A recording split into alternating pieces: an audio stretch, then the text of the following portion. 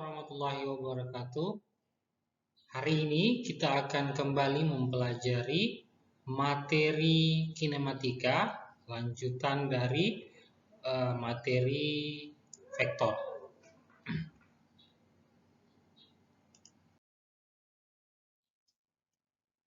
Sebelum kita mempelajari tentang kinematika, kita perlu mengetahui dulu apa itu mekanika.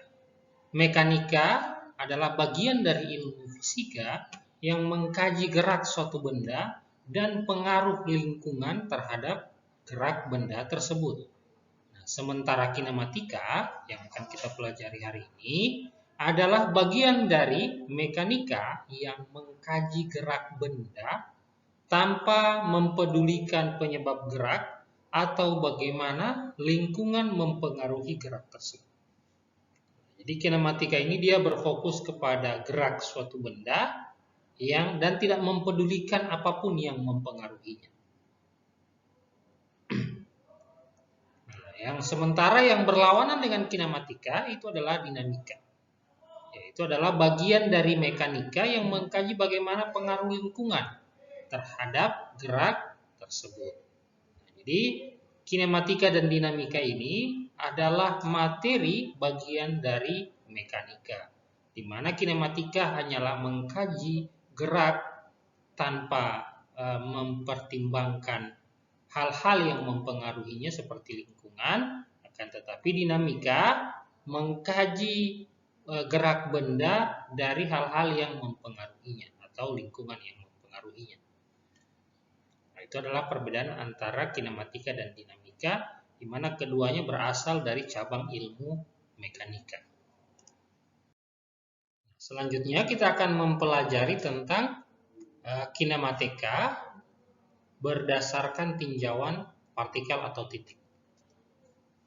Nah, benda, titik, atau partikel adalah benda yang ukurannya dapat diabaikan terhadap skala ukuran lain yang terlihat dalam pembahasan ini. Contohnya, dalam meninjau gerak benda langit, bumi dapat dianggap sebagai benda titik karena ukurannya jauh lebih kecil dari ukuran orbitnya. Jadi kinematika partikel ini dia melihat segala sesuatunya itu seperti halnya suatu partikel. Bahkan bumi sekalipun dilihat sebagai suatu partikel atau titik.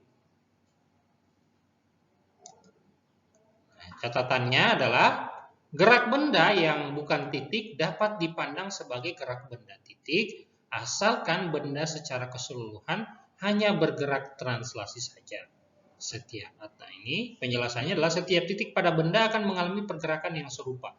Karena itu gerak benda secara keseluruhan dapat diwakili oleh gerak salah satu titiknya saja.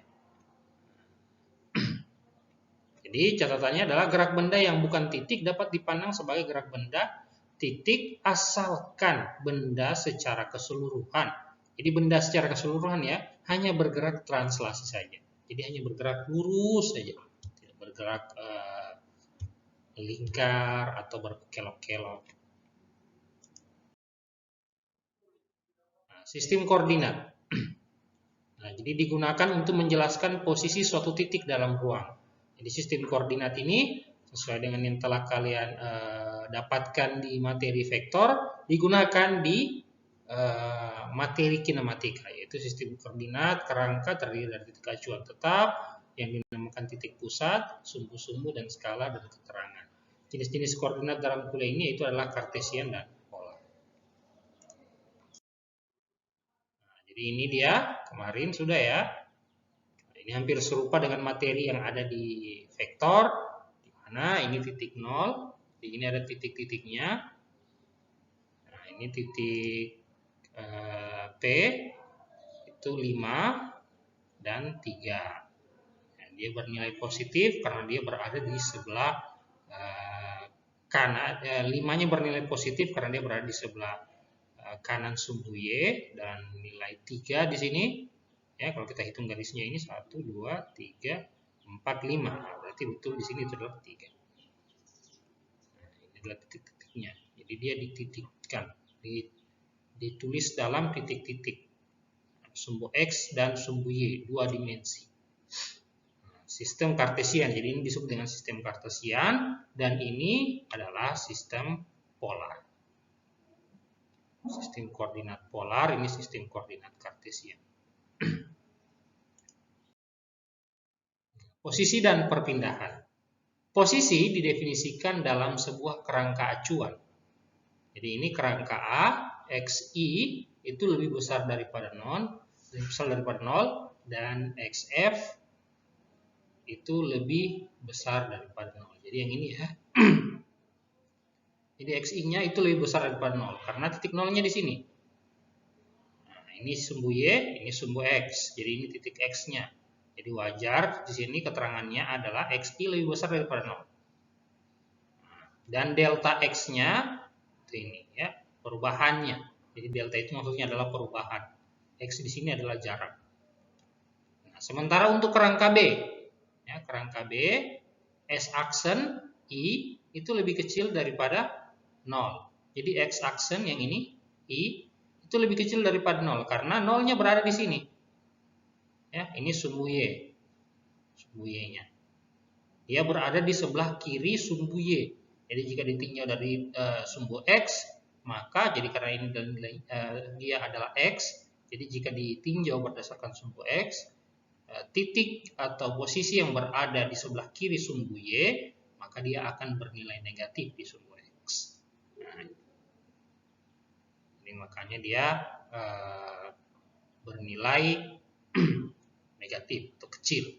Jadi X-nya, XI itu lebih kecil daripada 0, tapi X aksen F itu lebih besar daripada 0. Jadi satu dimensi, sehingga kita hanya perlu sumbu X atau sumbu Y saja. Jadi kita hanya memerlukan sumbu X atau sumbu Y saja untuk yang satu dimensi, pergerakan yang satu dimensi. Nah, jadi perpindahan mengukur perubahan posisi. Jadi kita perlu mengukur perubahan posisi. Jadi direpresentasikan oleh delta X jika dia horizontal dan delta Y jika dia vertikal. Nah, kualitas vektor karena perlu informasi arah, jadi tanda plus atau negatif dapat digunakan untuk menyatakan gerak satu dimensi. Jadi ini sesuai dengan yang saya ajarkan di materi vektor sebelumnya, bahwa positif dan negatif itu dipengaruhi karena arahnya dia kemana. Nah, jadi ini pembacaannya adalah delta X. Ya, jadi delta X jika dia horizontal, jadi perpindahan dia seperti ini. Kalau dia vertikal begini, maka dia delta Y. Jadi delta ini melambangkan perubahan. Ya, ini yang kayak segitiga ini. Itu dibaca dengan delta. Oke. Nah, di sini perpindahan untuk mengukur perubahan posisi direpresentasikan dengan delta X atau delta Y. Jadi di sini ada mobil bergerak ya. Nah, dari titik 10. Jadi di sini satuannya adalah jadi berdasarkan sumbu X ya. Ini pola perpindahannya karena dia horizontal. Jadi dia perpindahannya itu secara horizontal dari titik di mana 10 meter ya sampai di 80 meter. Sini. Tapi titik awalnya di 10 meter. Jadi kalau kita hitung selisihnya, maka dia kurang lebih ya, kurang lebih 70 meter. Karena di sini satuannya meter. Kalau di sini satuannya sentimeter, maka dia 70 cm. Jadi dia bernilai positif ya, karena dia sesuai arah vektor dia bergerak ke arah kanan. Akan tetapi yang ini dia bergerak ke arah kiri. Nah, jadi makanya di sini ada negatif. Ya, karena pergerakannya ke arah kiri. Jadi berdasarkan arah vektor yang sudah kalian pelajari sebelumnya, jika dia bergerak ke arah kiri, jika ditinjau dari sumbu X, jika arahnya berada di bagian mengarah ke kiri atau berada di sebelah kiri sumbu Y, maka dia bernilai negatif. Ya, ini ya dia punya kajian. Jadi delta X XF dikurang dengan XI. Jadi ini XF, ini XI, ini XF, ini XI. Jadi yang besar dikurangi dengan yang kecil. Jadi kenapa dia bisa dapat minus ya karena arahnya tadi. Ya, karena arahnya tadi. Jadi dia dikurangkan antara dari sini ke sini. Jadi 20 dikurang 80 meter. Jadi karena arahnya ya. Jadi dia kenapa bukan yang ke besar yang kecil? Jadi posisi awal, ini posisi awal disebut dengan posisi awal, ini posisi akhir. Jadi dalam posisi perpindahan itu posisi akhir dikurang dengan posisi awal. Jadi ini perpindahannya tadi dari kiri ke kanan, dari kanan ke kiri. Jadi dia dari sini ke sini, maka ini adalah posisi akhir dikurangkan dengan posisi awal, maka dia minus. Jadi arahnya negatif. Nah, kemudian ini jarak atau perpindahan. Jadi jarak dan perpindahan itu berbeda, ya. Nah, yang di garis merah ini, jadi perhitungan antara titik ini sampai ke titik ini itu adalah posisi perpindahannya. Nah, sementara ininya ini yang bergaris melengkung ini itu bersifat jarak, itu disebut dengan jarak. Jadi ini adalah lintasan yang dilalui. Tapi jika kita melihat berdasarkan titik awal dan titik akhir, maka perpindahannya dia itu seperti ini. Tapi kalau kita melihat jaraknya, ya yang di kurva biru ini, maka dia posisinya dia melalui lintasan yang seperti ini. Dari titik P ke titik Q. Nah, ini untuk grafik posisi terhadap waktu. Ya, jadi dia posisinya naik. Maka delta T-nya itu sama dengan 3 sekon perubahannya. Nah, ini dikurang dengan ini, maka 3 sekon. Kemudian yang di sini pola jadi titiknya di sini, di sini, di sini, di sini. Tapi yang mau diukur dari sini ke sini. Jadi jika diambil garis, maka pertemuannya di sini kita tarik garis miringnya, pola miringnya untuk menghubungkan ke sini ke sini. Jadi delta X-nya itu sama dengan 40 meter karena 80 dikurang dengan delta X-nya 10, 20, 40 ya, 30 seharusnya. Nah, ini adalah grafik antara posisi terhadap waktu. Ini seharusnya 30 ya, 30 meter.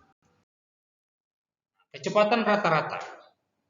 Nah, kecepatan rata-rata membutuhkan waktu untuk sebuah objek ketika mengalami perpindahan. Kemudian syarat berikutnya adalah kecepatan rata-rata adalah perbandingan antara perpindahan dengan selang waktu yang terjadi.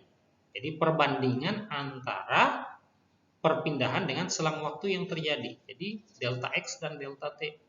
Jadi V rata-rata itu dirumuskan dengan atau dituliskan persamaan rumusnya dengan delta X dikurang delta T. Dengan ketentuan arahnya sama dengan arah perpindahan. Delta T selalu bernilai positif. Ini untuk kecepatan rata-rata. Jadi bisa jadi dia punya delta X ini bernilai negatif kalau dia kecepatan rata-rata. Nah, kemudian ini satuan-satuan dari kecepatan ya, dari kalau dia sistem internasional meter per second atau disingkat dengan M per S atau CGS itu bisa cm per second, cm per S atau yang digunakan oleh Amerika dan Ukraina yaitu feet per second.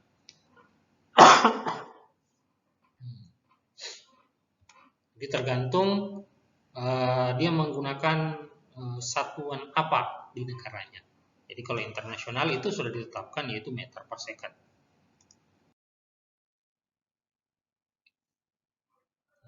Contoh, anggap di kedua truk, kasus truk menempuh jarak tersebut dalam waktu 10 second. Jadi kedua truk ini menempuh jarak dalam waktu 10 second atau 10 detik. Ya.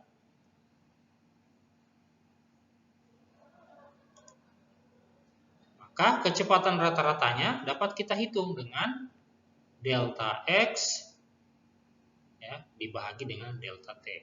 Jadi delta X-nya itu di sini sudah ada tadi ya, plus 70 dibagi 10. Maka sama dengan positif 7 meter per second. Maka inilah kecepatan rata-ratanya. Nah, kalau ini Nah, dia adalah delta X-nya itu sama dengan minus 60 dikarenakan arahnya negatif, dikurang dengan 10 meter per second, maka kecepatan rata-ratanya untuk yang grafik yang ini, grafik B, maka dia adalah minus 6 meter per second. Jadi kenapa minus? Itu karena arahnya mengarah ke sebelah kiri. Laju. Jadi laju dan kecepatan ini berbeda. Ya. Laju adalah besaran skalar yang tidak memerlukan informasi atau tanda atau arah. Jadi laju ya, laju itu adalah besaran skalar. Jadi kalau kecepatan tadi dia besaran vektor. Jadi satuannya sama dengan kecepatan, laju rata-rata sama dengan total jarak atau total waktu. Laju menyatakan besar dari kecepatan. Ya, laju menyatakan besarnya dari suatu kecepatan. Jadi dia tidak dipengaruhi oleh arah. Jadi kalau laju itu entah dia mau ke kiri atau dia ke kanan, dia tetap sama nilainya. Itu perbedaannya laju dan kecepatan. Ya, sekian untuk video kali ini. Untuk bagian pertama kinematika, nanti kita akan sambung di bagian berikutnya, yaitu di kinematika part 2. Semoga apa yang saya sampaikan bisa bermanfaat untuk kalian dan bisa dijadikan pembelajaran bagi yang membutuhkan. Assalamualaikum warahmatullahi wabarakatuh.